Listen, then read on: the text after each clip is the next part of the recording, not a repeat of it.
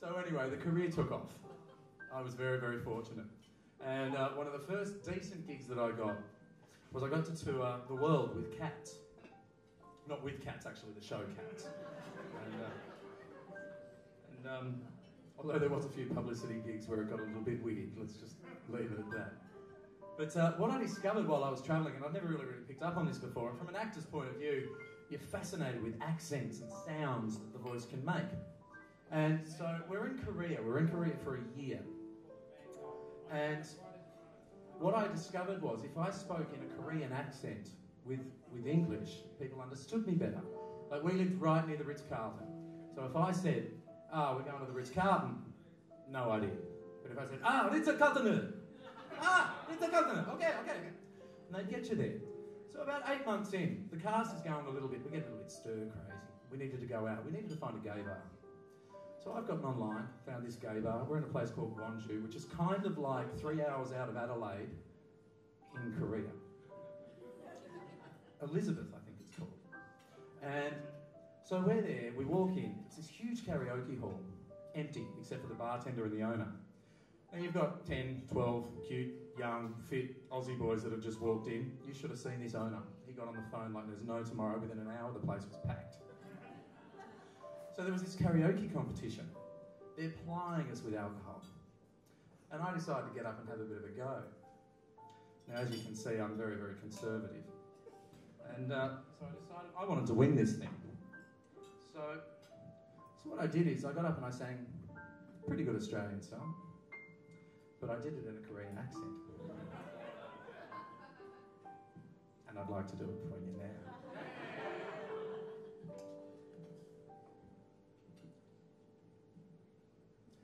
Maybe I hang around here a little more than I should. We both know I got somewhere else to go. But I got something to tell you that I never thought I would. And I believe you really ought to know that parking hard line. I robber you. I honestly robber you.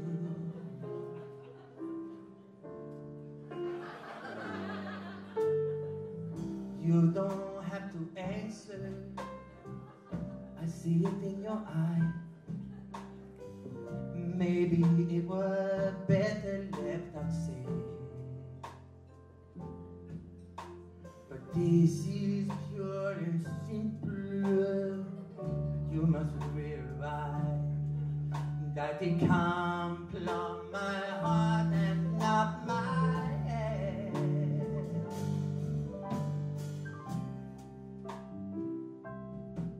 I rob you. I honestly rob you. I robbed you a long time.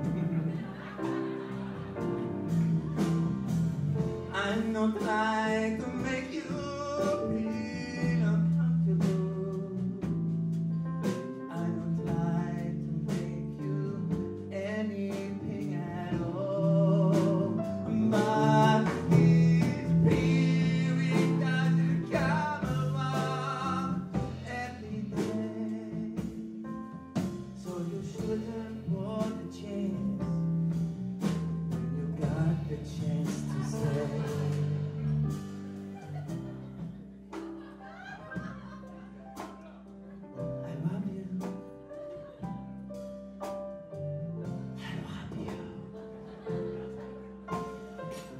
Fucking love you. I honestly love you.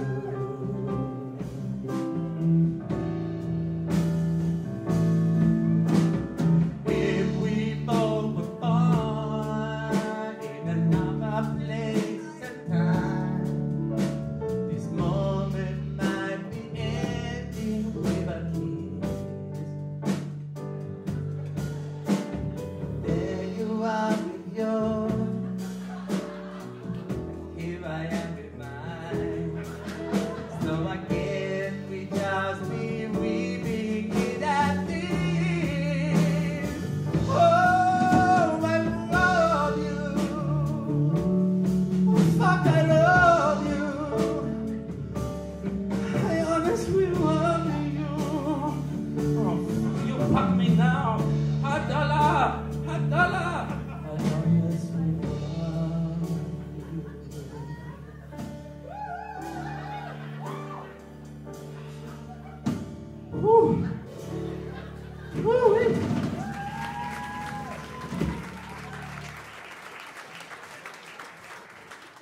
You know the best part? You had all the Australians up the back absolutely wetting themselves, but the Koreans were like this. It was fantastic.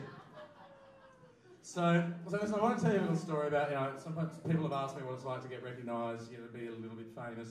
I call myself about it, an H celebrity, about that far down. But I do occasionally get recognised. And the best story I've got is we're probably about 4 or 5 months into the opening of Priscilla. It was my huge break. It's going like guns. It's fantastic. I'm dating this hot fella in Bondi. I've been up all night. I've got tousled hair. You do the math. I'm going to work on the Sunday on the train. There's me up the front of the carriage, the lower carriage of the train. I'm up the front. There's an old lady with her granddaughter up the back. So I'm sitting there with my headphones on, loving myself sick. Got Air Supply playing. So lost without you. And then all of a sudden, when you get those boogers that are really, really hard? Like they're rocks. They are rocks. They have to come out immediately. We've all had one. Don't get judgmental on me now. Come on, we've come too far. All right? But I'm there. I'm thinking, all right, we haven't even got to Edgecliff yet. I've got to get this out of my nose. So I'm there with my Air Supply. Look around. Okay, I'm good. They're right up the back. A couple of minutes till Edgecliff. So I get myself down. Get up there. Now it's latched on. It's really, really hard. So I'm there. I'm mining for gold. And I get this tap on the shoulder. And there's the old lady. She says, I'm so sorry to interrupt, but my granddaughter and I saw your show last night, and we just think you're wonderful. She's actually wearing your cap. Would you mind signing it? Yeah, sure. Not a problem. She looks at me. She looks at the finger. No mention is made. Bit too much time goes past, so I have to pull my finger out. Well, it's latched on by this point. If you're eating, just block your ears. Right? It's got about that long, and it's got that dangly bit on the bottom.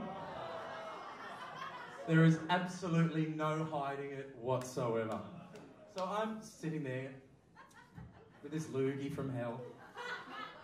Headphone here, Air Supply, you can still hear, oh, love. Right? And bless her heart, she just goes, well, why don't I just leave you with that for 30 seconds? I had no option but to put up my neck, up my jeans, took the photos, signed the program. She never said a thing. I walked to work devastated. So whenever I get a little bit up my own arse, I always remember that story. That's what being famous is like, ladies and gentlemen. Have a good night.